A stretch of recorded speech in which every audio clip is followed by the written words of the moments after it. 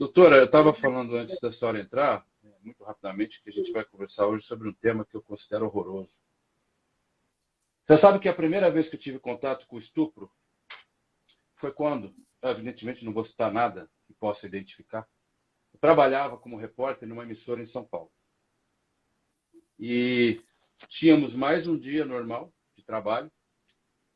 No dia seguinte nós fomos trabalhar e nós reparamos que cadê aquela pessoa, uma jornalista? Cadê aquela pessoa que não veio? Ah, ela não veio. Porque ontem ela foi embora e ela tinha que passar por uma praça para pegar o ônibus.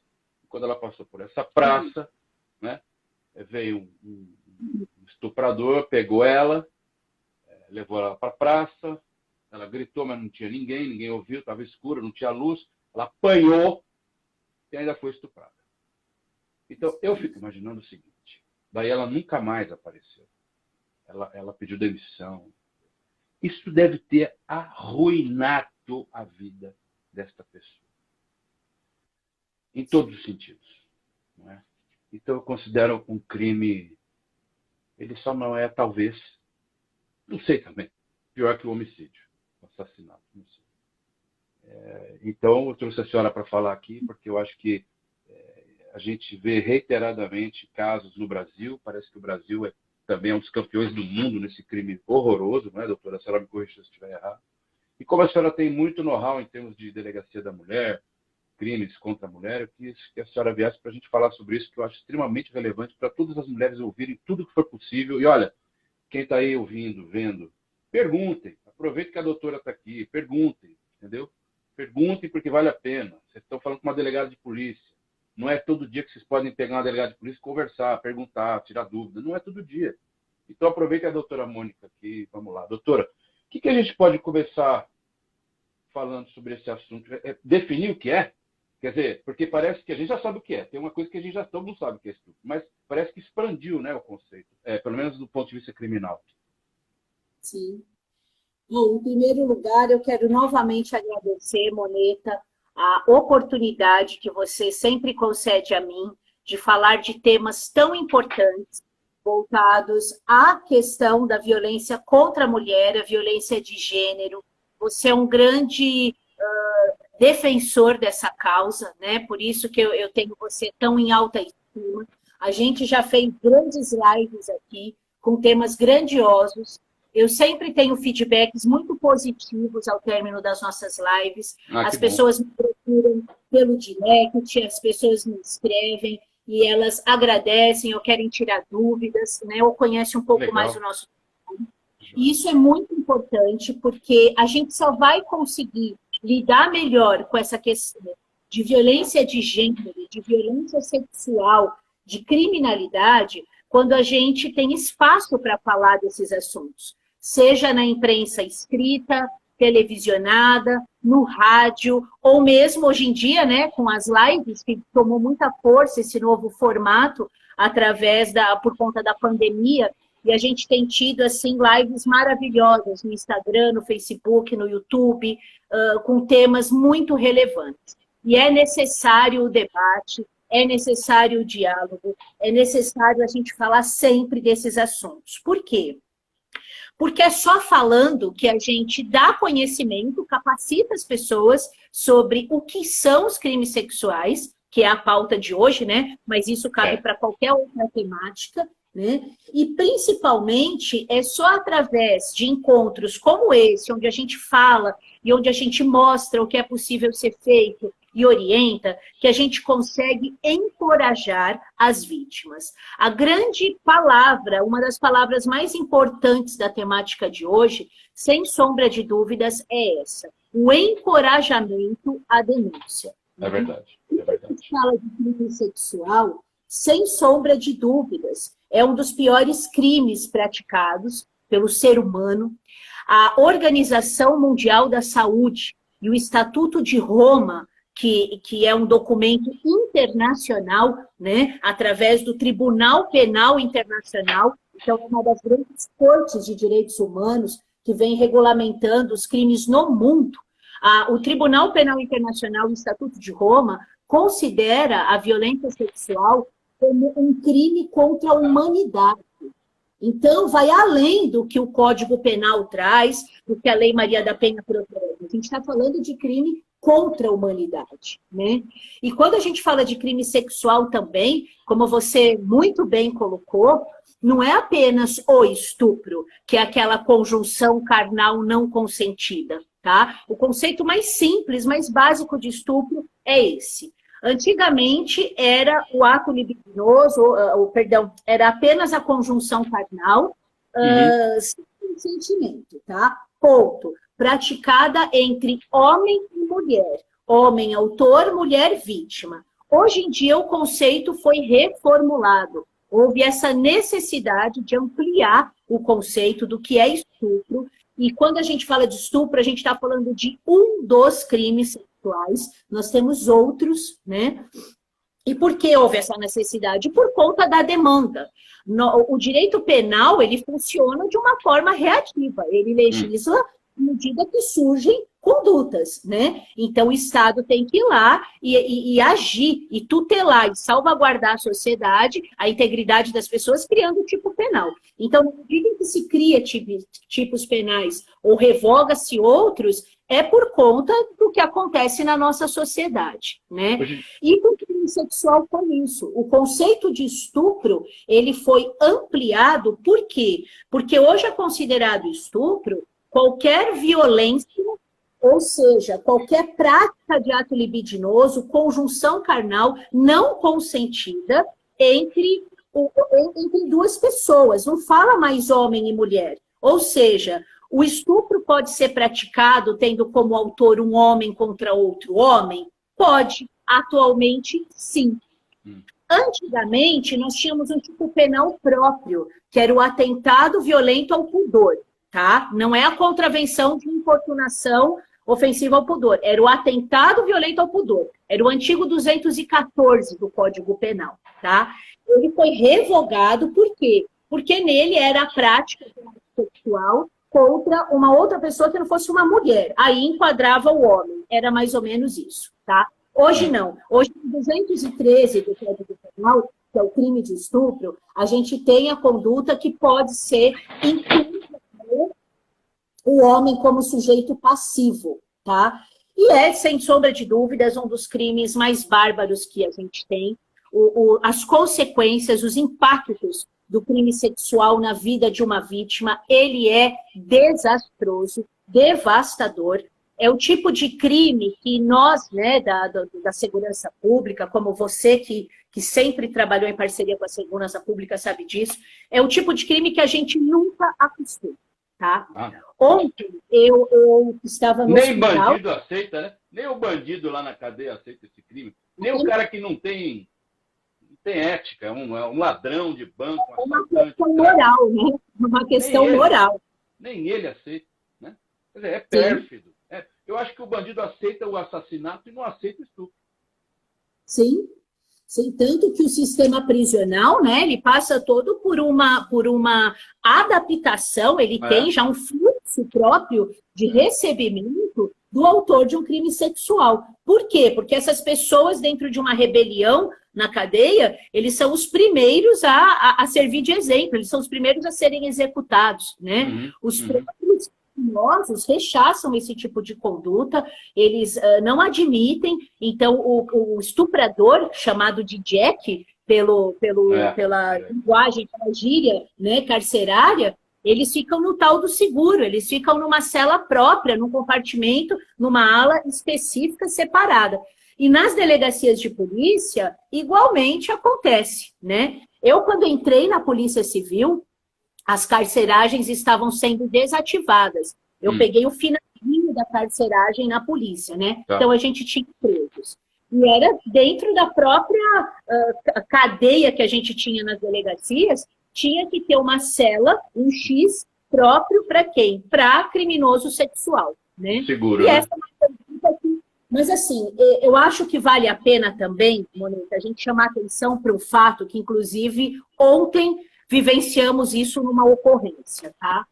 Ontem eu estava indo para o hospital, tal, mas através do GRAM, né, o pessoal sabe, você sabe, eu participo do GRAM, que é o Grupo de Apoio às Mulheres, É um grupo de voluntariado onde várias mulheres das profissões mais variadas possíveis participam. Então, tem delegada do Brasil inteiro, tem advogadas, tem assistente social, tem psicóloga. Todas nós prestamos um serviço assistencial a vítimas de crime, né? Mulheres vítimas de crime, porque é um grupo de apoio à mulher e aos seus filhos, por exemplo.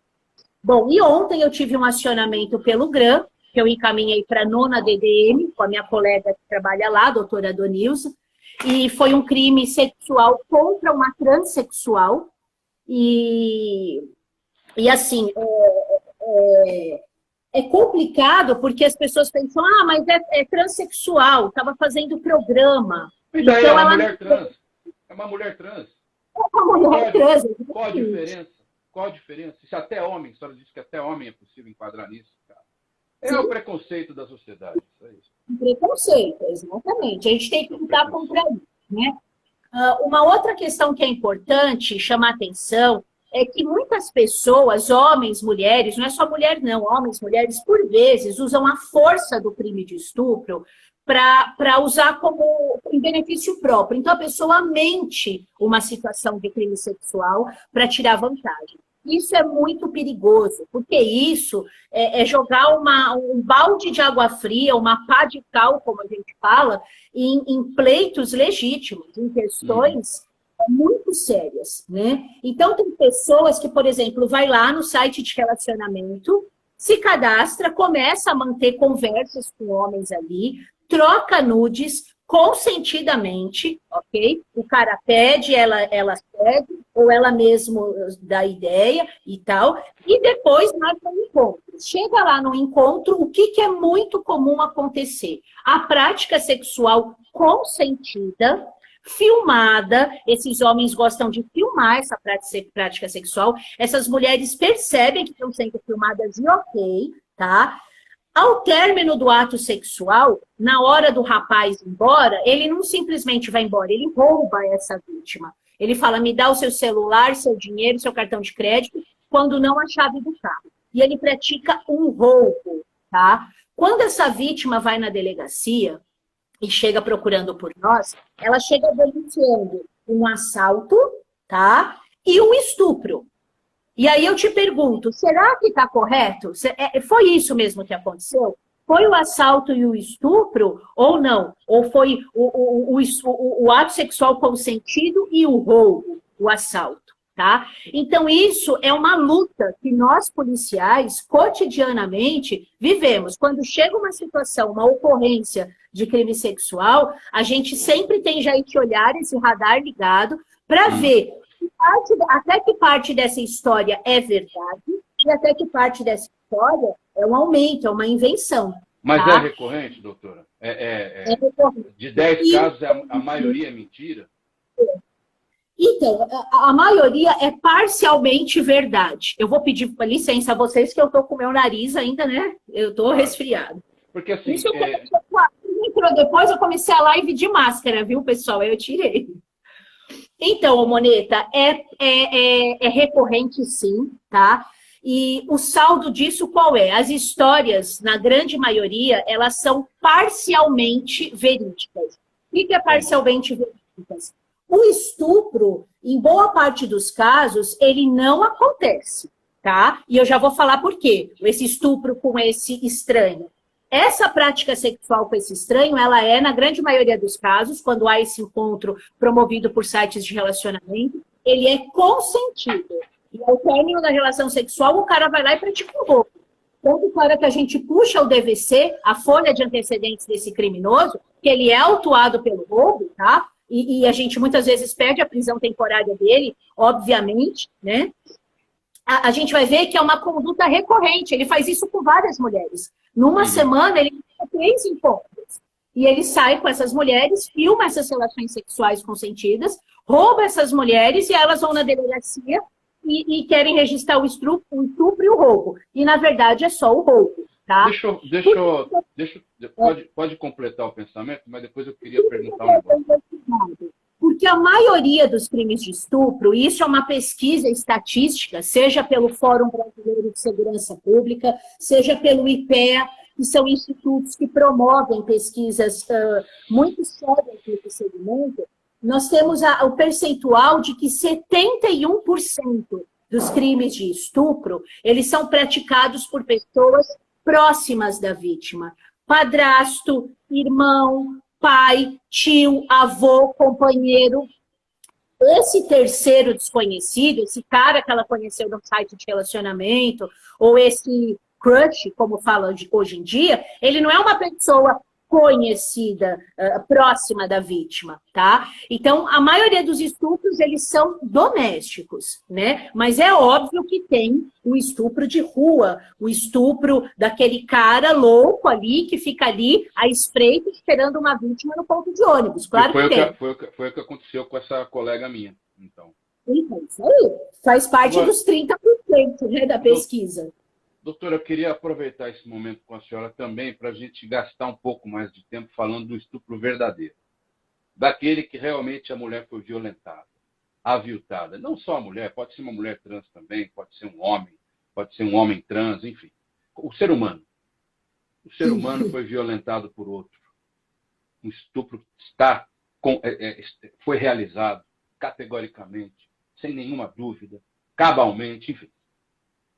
O que a vítima, depois que acorda desse pesadelo, deve fazer e de que forma o Estado tratará desse caso dela, porque o estuprador, se não for pego em flagrante, já vazou, sumiu. E aí? Como faz? Ainda que seja conhecido, ainda que ela diga, não, foi fulano. Como é que prova? Como é que tudo? Sim. Então, aí nós temos 3 esferas envolvidas, né? Nós temos a esfera jurídica, policial ou policial jurídica, que é a autuação, a apuração desse fato à luz da legislação, uma eventual prisão em flagrante, um pedido de prisão temporária ou preventiva, uma condenação. É a questão jurídica, né?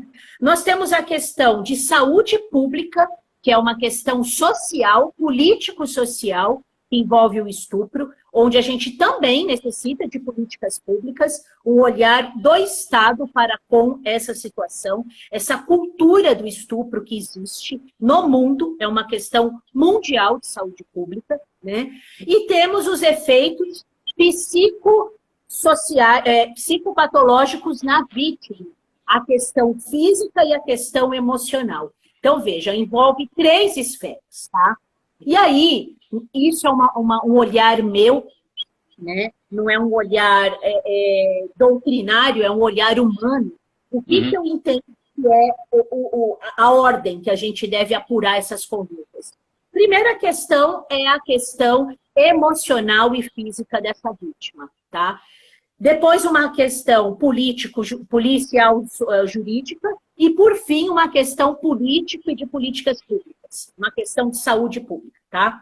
Então, a vítima de estupro, a primeira providência em que ela deve adotar assim que ela sair dessa situação, seja com um conhecido ou um desconhecido, seja ali numa festa de faculdade, onde ela tomou um negócio e ficou meio assim, estupraram ela, seja numa viagem com a família, ou seja no ponto de ônibus, tá?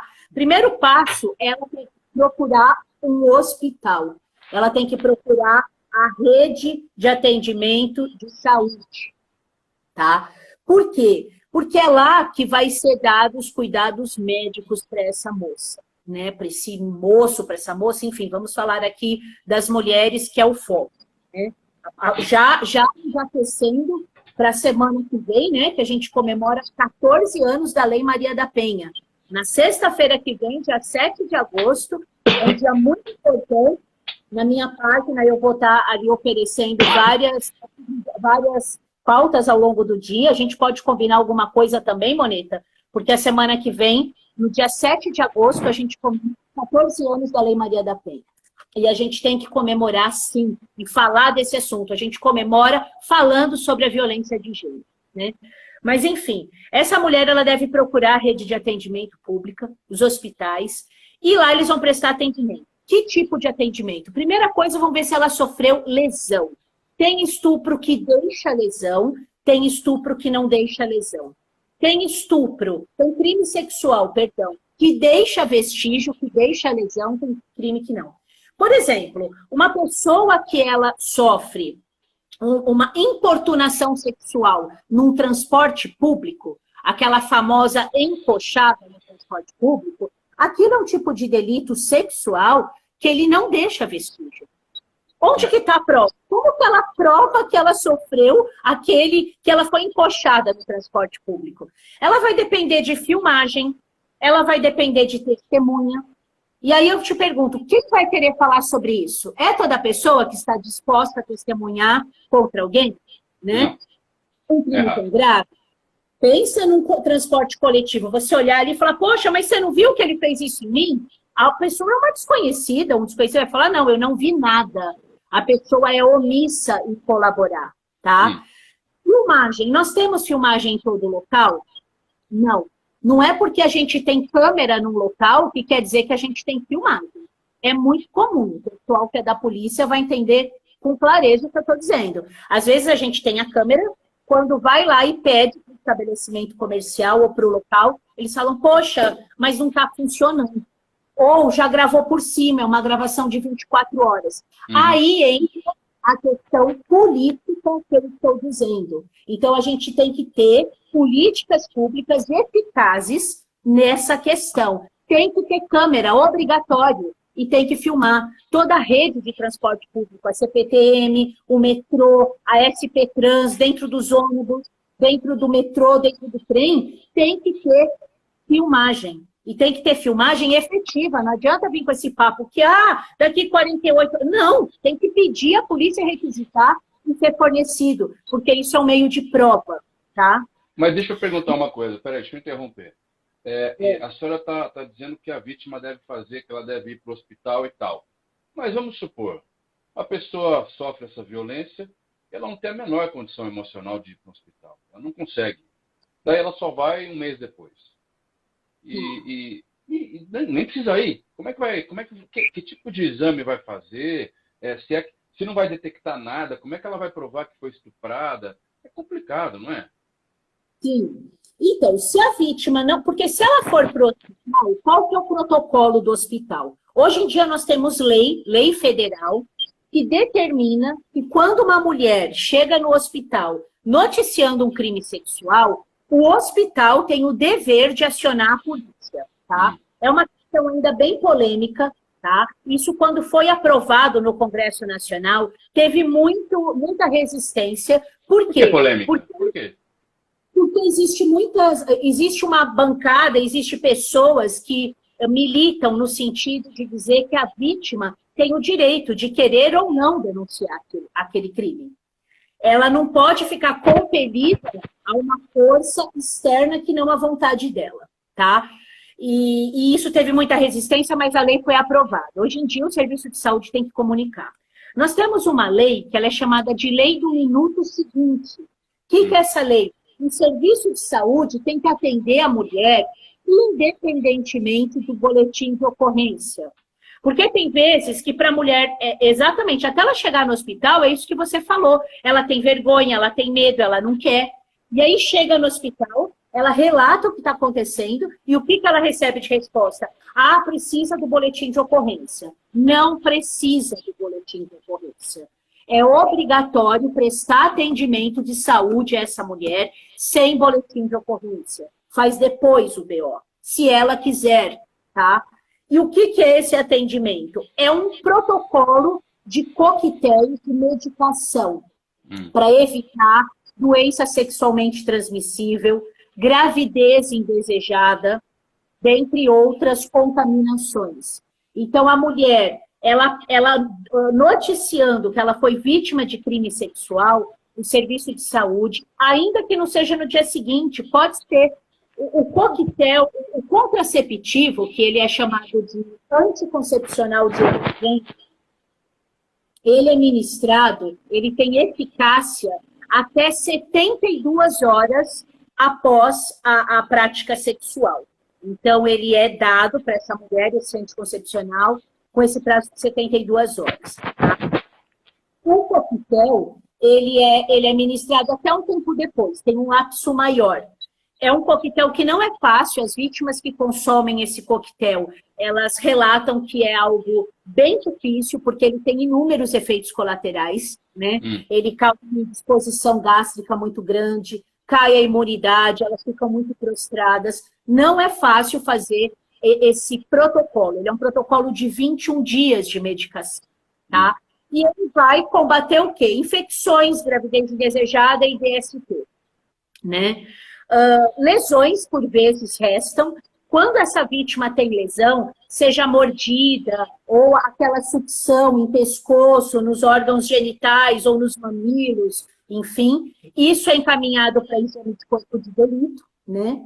Aqui no estado de São Paulo, temos o Hospital Pérola Baiton, é um hospital referência no Brasil, que atende vítimas de violência sexual, né? Do lado da minha casa aqui. Eu moro do lado do Pérola Baiton. É excelente. Você fez live com a doutora Mariana, né? Sim, doutora Mariana. Doutora Mariana, que trabalha lá.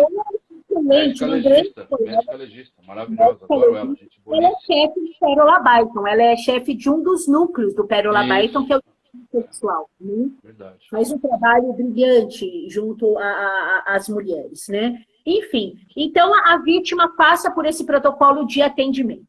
Se acontecer isso que você falou, passou um mês, ela não tem vestígio nenhum no corpo dela, tá? De violência sexual, mas ela fica com aquela coisa, mas será que eu fui contaminada? O que eu posso fazer? Ela pode procurar atendimento médico a qualquer momento.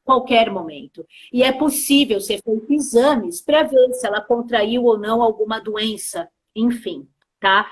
É feito também, através desse atendimento médico, o encaminhamento para o serviço psicológico, seja pela rede de apoio, que é uma rede pública de apoio, nós temos nos municípios, nos estados, né? Nós temos o CRAS, o CREAS, o CCM, enfim, as unidades de atendimento às mulheres. Seja por ONGs, como, por exemplo, esse grupo que eu participo, que é o GRAM. A pessoa entra em contato conosco através do GRAM e fala, olha, eu preciso de atendimento psicológico. E aí a gente encaminha, é feita uma triagem dessa vítima.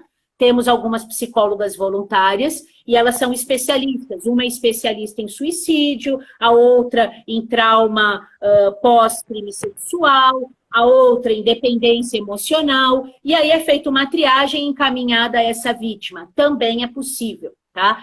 Veja que tudo isso que eu estou falando, a gente não está falando de polícia, a gente não está falando de BO, de inquérito, nem de processo. A gente está falando de atendimento humanizado a essa mulher. Mas eu queria falar também disso aí que a senhora não está falando. E a gente só tem 25 minutos de live, então vamos aproveitar. Marcar live de 2 horas, Moneta. As pautas são muito grandes e eu falo muito. Então, ó, a parte policial. Feito esse atendimento, a parte policial, aí sim ela vai para a delegacia, tá? Ela desejando, ela vai para a delegacia.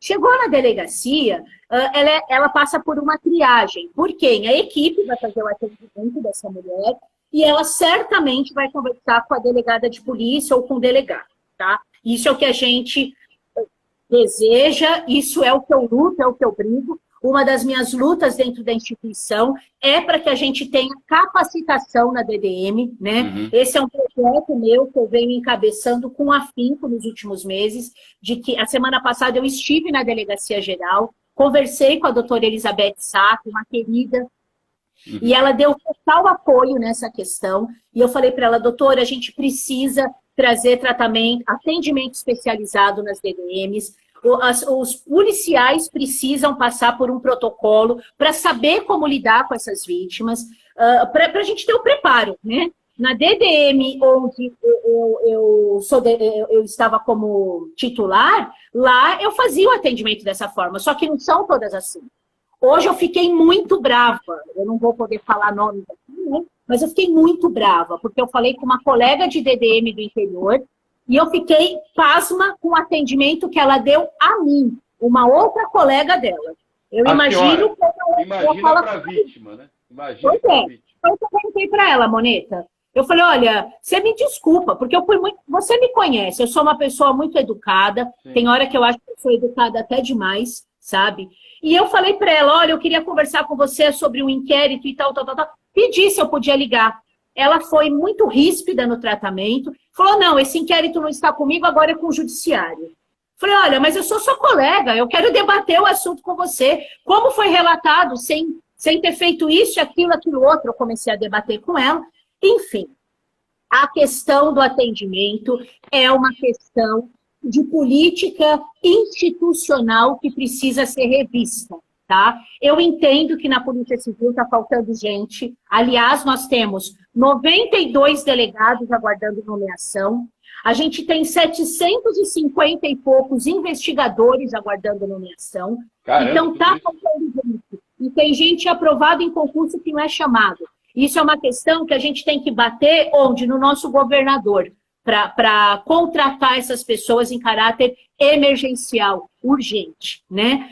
Por quê? Porque chegando mais pessoas, vai dar uma desafogada. Nem vindo todo esse pessoal vai suprir o nosso déficit, né? Mas o atendimento, ele tem que ser melhor. A pessoa não pode atender às pressas ou de qualquer jeito, porque ela tem 1.500 inquéritos para lidar. Eu entendo essa realidade, porque eu vivo essa realidade. Mas a gente tem que se compadecer, porque cada caso é um caso. Uma vítima de estupro, uma vítima de agressão, ela tem que ser atendida pelo delegado, pela delegada de polícia. Ela tem que ser ouvida. A gente tem que entender o que está acontecendo, né?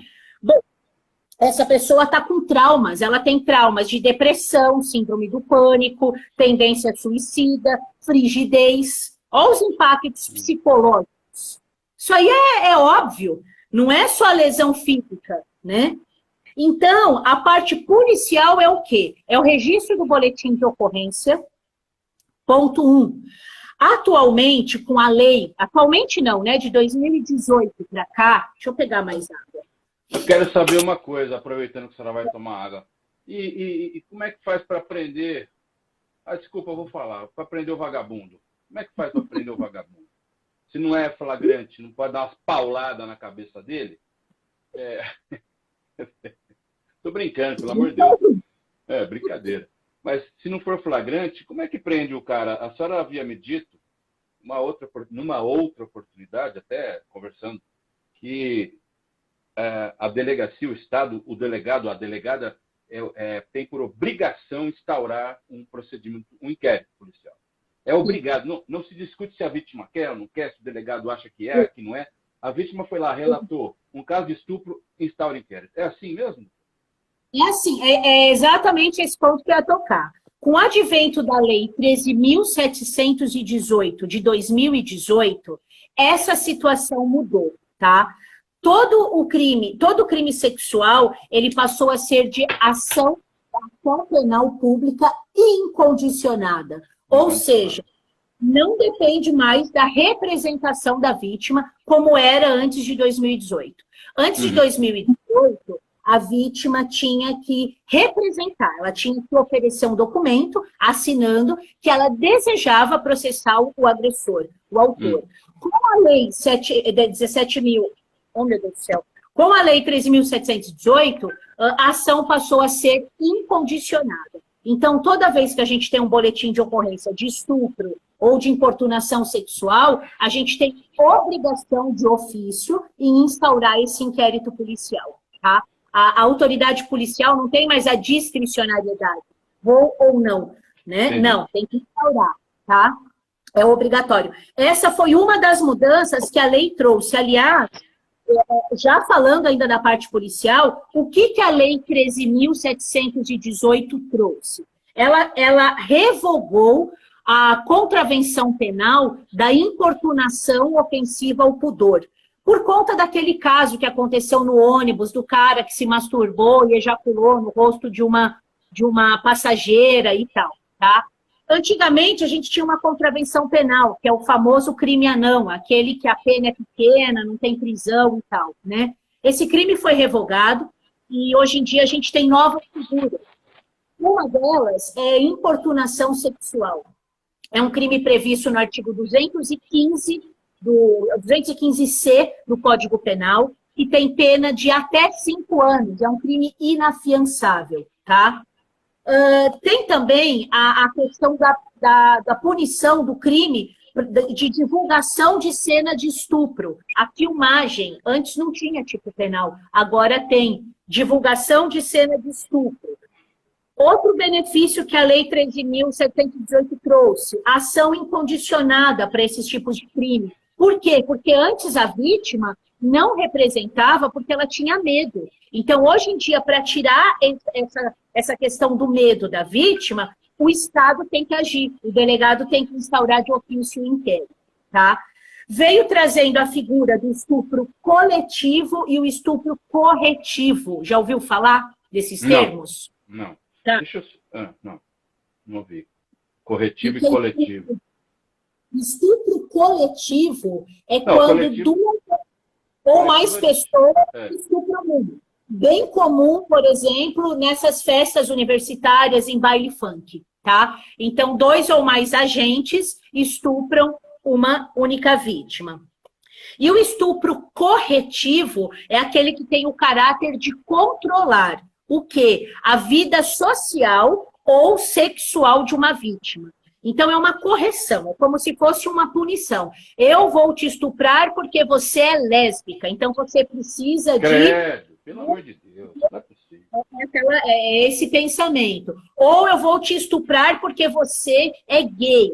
E o fato da homossexualidade se torna, né, uma motivação para o estupro corretivo, né? Ou por uma questão ideológica, religiosa. Entendi. Então, é um ato de correção, tá? Doutora, olha uma pergunta legal aqui, ó. Eu reagi a 2 tentativas de estupro. Se tivesse matado algum deles, teria problemas na justiça? O estupro não foi consumado porque eu reagi. Como fica a vítima nesse caso? Não. Olha, vamos supor, quem é a colega? Qual que é o nome? É Patrícia. Ela é... A Patrícia, tá. A Patrícia, é o seguinte, se você conseguiu evitar que o crime se consumasse, a gente está falando aí de uma tentativa de crime, tá? O Código Penal prevê que, quando o crime não ocorre por circunstâncias alheias à vontade do agressor, a gente tem a figura do crime tentado. E esse crime tentado, ele tem uma pena menor do que o crime consumado, tá? No caso da Patrícia, ela não ia responder por nada, né? Pelo contrário, ela está salvaguardando a vida dela, ela está agindo em legítima defesa, porque ela está na iminência de uma situação de perigo, ou até mesmo de um estado de necessidade, dependendo das circunstâncias. Para ela não ia acontecer nada. Seria uma legítima defesa da Patrícia, caso matasse o agressor? Seria? Sim.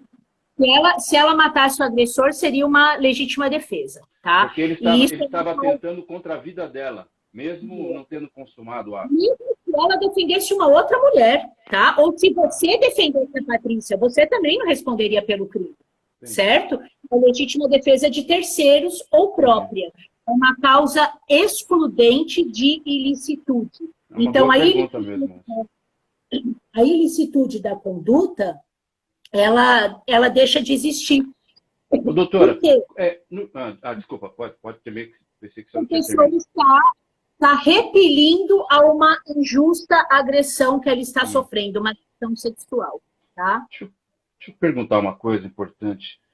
Quando uma mulher, vou exemplificar como sendo uma mulher, ela sofre esse tipo de crime, de repente, de um colega de faculdade, de alguém do trabalho, e não foi flagrante, portanto, não tem como, a priori, de pronto, prender o cidadão. Daí instaura-se inquérito, tudo, papapá. Como é que a justiça lida, a polícia e a justiça, o Ministério Público, com essa questão que é muitíssimo delicada para a vítima, de continuar trabalhando ou estudando no mesmo lugar do agressor, olhar para a cara dele, não tem medida protetiva, não tem nada que possa ser feito, enfim, não sei. Então, aí entra na terceira consequência desse crime, a questão de saúde pública, né? Vamos pegar aí a questão da instituição de ensino ou do local de trabalho. Aí a gente volta para a questão policial. toda vez que acontece um tipo de crime sexual, ou no ambiente de trabalho dessas pessoas, ou no ambiente de estudo, o local ele tem que ser oficiado pela polícia, pelo Ministério Público, pelo próprio judiciário, para que tome providências nesse sentido, de afastamento dessa pessoa, de um dos dois, eles não podem conviver mais. Sendo esse homem um potencial estuprador, né, ele não é bem-vindo, seja naquele local de trabalho, naquela empresa, que empresa vai querer ter um estuprador dentro do seu ambiente de trabalho, tá? Mas tudo está muito vinculado à condenação. Enquanto está na fase de inquérito policial, é uma fase investigativa. Então, o advogado do estuprador pode falar, não, mas meu cliente ele está sendo investigado. Ele ainda não é condenado. E existe o princípio da presunção de inocência, né? Mas a pessoa não pode... Mas isso é muito cruel com a vítima, é extremamente cruel com a vítima. Exatamente. Por isso que a vítima tem que fazer o quê? Buscar a medida protetiva. Hoje em dia a gente tem o benefício trazido ali na Lei Maria da Penha, né, no artigo 22, que vem falando da medida protetiva. Por quê? Porque a medida protetiva não é só para quem a gente tem relacionamento fixo. Qualquer situação que você tenha convívio com o agressor já enquadra na Lei Maria da Penha. Então, ela vai lá e fala, eu não quero proximidade. Ele está respondendo o inquérito policial por estupro, por importunação sexual, por assédio sexual. Eu não quero ficar perto desse homem, tá? E aí tem um detalhe que a senhora falou para mim recentemente, que, eventualmente, as vítimas, nesse período de pandemia, tiveram um problema, né? Ao pedirem medidas protetivas, porque os juízes que estavam de plantão nem sempre eram da esfera criminal, né? Sim. Tem isso. Agora tá melhor essa situação, né? Os pedidos estão sendo analisados com um olhar mais técnico pela vara da violência doméstica, e esse é o caminho, tá? Seja instituição de ensino, seja o local de trabalho. No ambiente policial, que você falou sobre prender, né? O Instituto da Prisão, na nossa Constituição Federal, a prisão ela funciona como última esfera, como última ratio, digamos assim. Então, ou ela é aplicável em hipótese de flagrante delito, o crime está acontecendo, acabou de acontecer, ou o agressor, o acusado está sendo perseguido, tá? Ou numa situação de prisão temporária, que é para poder investigar melhor, sem ter que o agressor fuja ou cause prejuízo para a investigação, ou numa situação de prisão preventiva, que é numa situação em que o agressor pode ameaçar a testemunha, pode sair do país, enfim. Quando a gente não consegue enquadrar nem no flagrante, nem na temporária, nem na preventiva, não há que se falar em prisão, tá? E aí complica tudo. Por quê? Porque o cara fica solto, ele responde em liberdade, o inquérito policial e o processo, e ele provavelmente, ficando comprovado que ele foi o agressor, ele foi o estuprador, ele é condenado na esfera judicial, ao término da ação penal, ao término do processo, tá? E aí vai ver, se a condenação dele for superior a 4 anos, ele começa em regime fechado. Se for menor que 4 anos, ele não vai para o fechado, ele responde em regime semiaberto. E ele pode utilizar os recursos que a justiça brasileira permite, como uma série de mitigações para... entrou com recurso, foi para a segunda instância. Pode ir subindo ou o crime de estupro não tem isso? Tem sim, ele pode usar, mas o fato de ter uma condenação já em primeira instância, ele, se for o caso de recolhimento ao cárcere, não impede.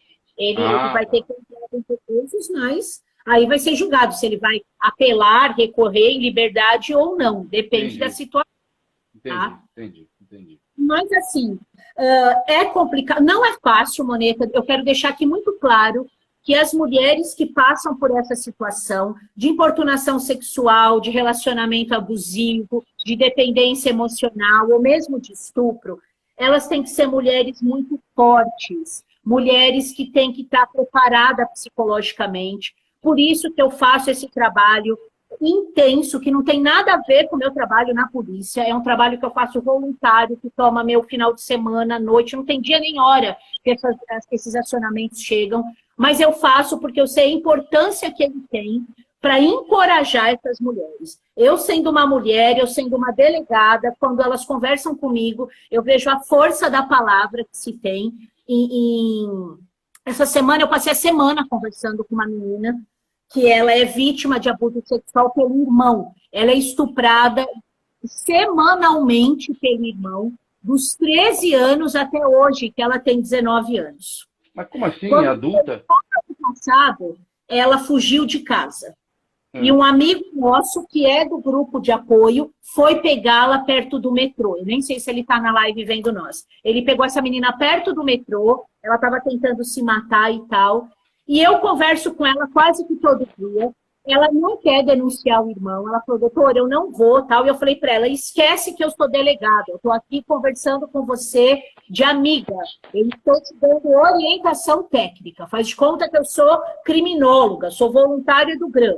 Eu não sou delegada, né? E eu venho dando um suporte emocional para ela.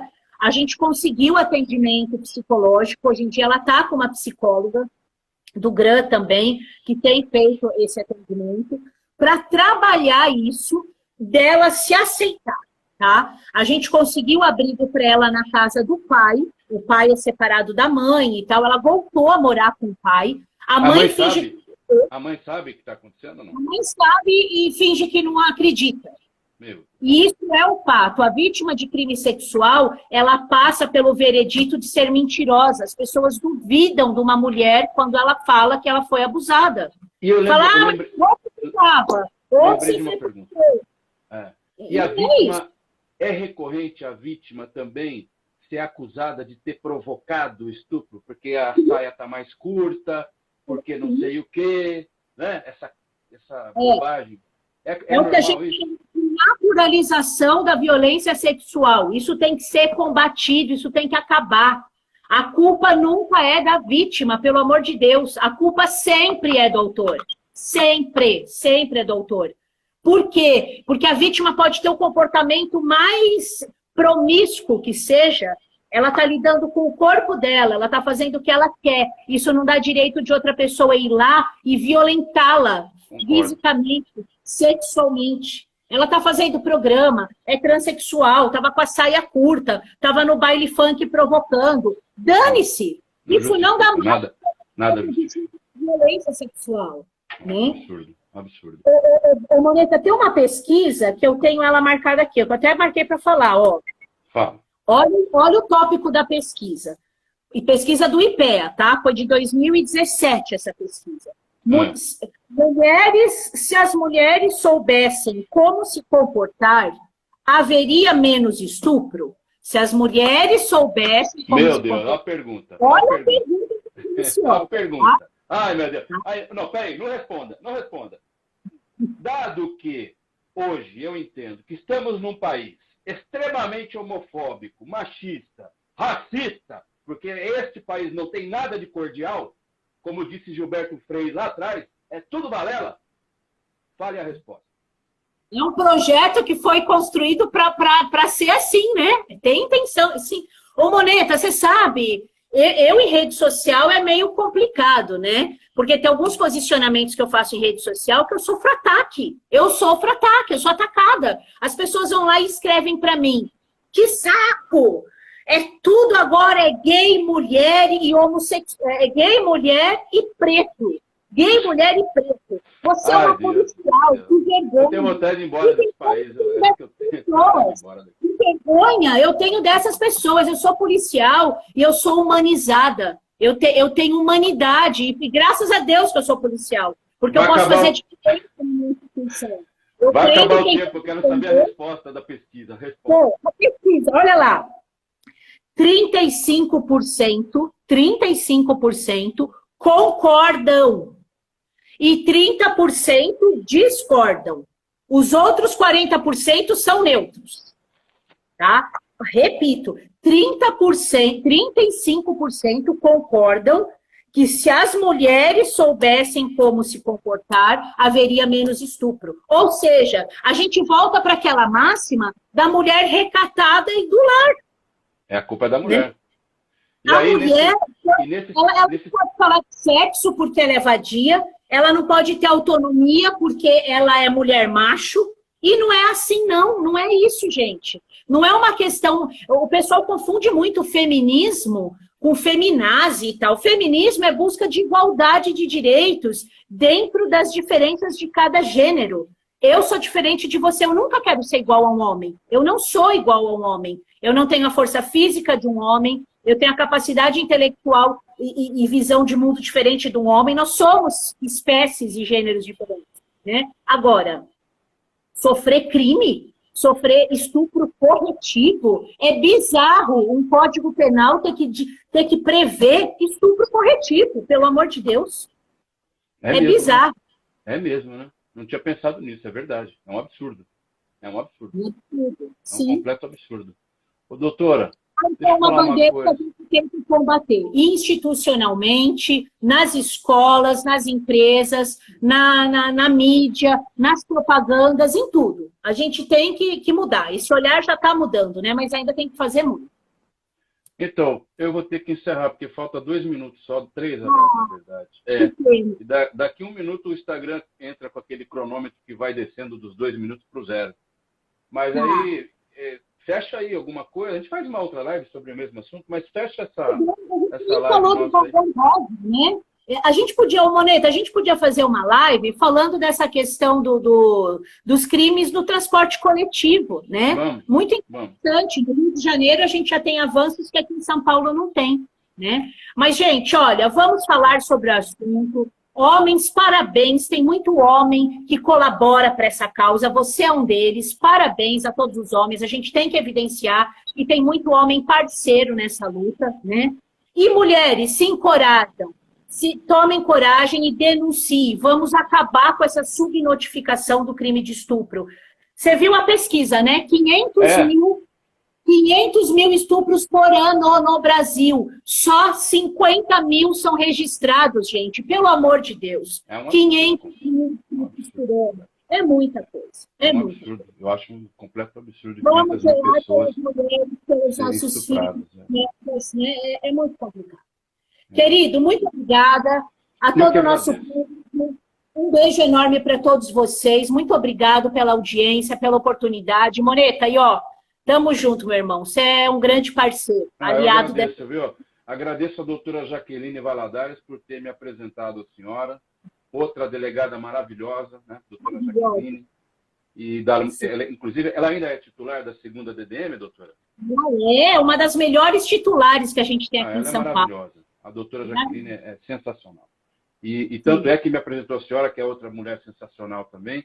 Eu quero fazer mais lives com a senhora. Vamos ver na semana que vem essa data que a senhora disse, 7 de agosto, é dia onde a Lei Maria da Penha faz anos, é isso? Maria da Penha? Ela comemora 14 anos. 14 anos. Vamos fazer. A gente vai fazer dia 7, eu vou até ver aqui, ó.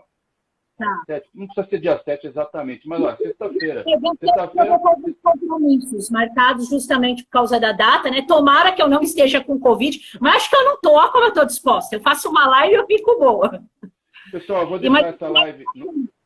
Tá, deixa eu falar para o pessoal. Eu vou deixar essa live no meu IGTV para quem quiser rever ou sugerir para que alguém veja. E também a gente vai colocar no YouTube da AKM Comunicação. Para mais lives, eu sugiro que vocês me sigam e também sigam a doutora Mônica, quem não segue ainda, para que vocês saibam quando nós vamos fazer a próxima. A doutora Mônica também faz lives com outros jornalistas, outros policiais, outros profissionais.